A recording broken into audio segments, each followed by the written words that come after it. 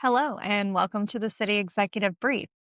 This is a short, focused briefing for city managers, assistant city managers, deputy city managers, and other senior city leaders who are carrying very real responsibility and they don't have a lot of time for a lot of noise. Each week, I take one leadership reality that often goes unnamed in our profession, and I try to give you just enough clarity to recognize it and to think about it differently. That way, maybe you can decide whether it's something you want to explore more deeply. Now, I do want to say this is not coaching, it's not advice, it's just simply a briefing. And today's city executive brief is on fatigue. Here's something that surprises a lot of city leaders. Fatigue doesn't usually show up when you're failing, it shows up when you're succeeding. What? Yeah, that's right. Fatigue doesn't usually show up when you're failing, it actually shows up when you're succeeding. So, if fatigue looked more obvious, that breakdown would allow city leaders to know and catch it early. But that's not how it works in this role. So, in city leadership, fatigue will tend to show up while the meetings are still running well, the decisions are still solid, and the organization still sees you as steady. That's why it's so easy to dismiss. Most people think fatigue means you need a break or a vacation or fewer emails. And sometimes that's true. I've even heard less meetings, but that isn't reality.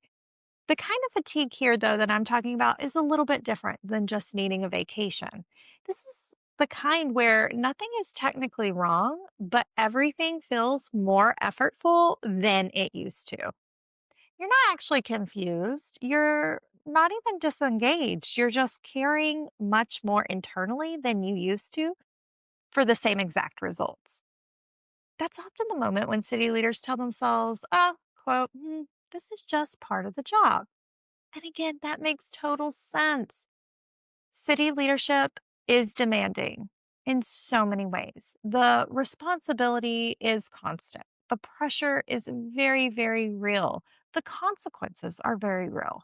But here's the distinction that rarely gets made there's pressure, and then there's fatigue that comes from adapting to the pressure for such a long time. Most experienced city leaders are extremely good at adapting. That's right. They know how to stay alert and how to override their own signals, how to hold all the complexity without letting it spill outward.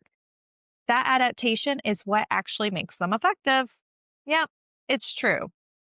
But it also slowly increases the internal cost of leadership. And because performance doesn't drop, there's no external signal that anything needs attention. So leaders begin to respond the only way they know how. They push through, they roll their sleeves up, they tighten up, and they tell themselves they'll just deal with it later.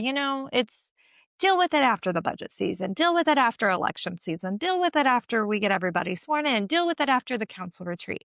It's always pushing it off until later.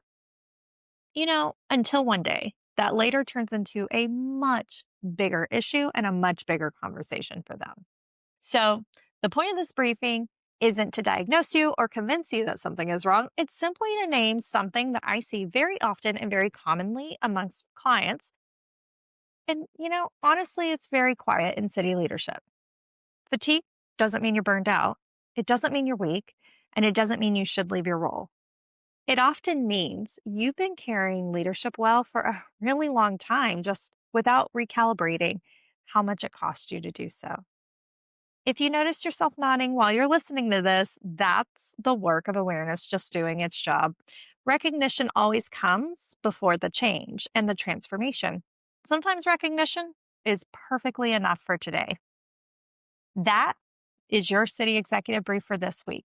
If this topic felt relevant and you want to explore it more deeply, the longer conversations live inside the city executive circle.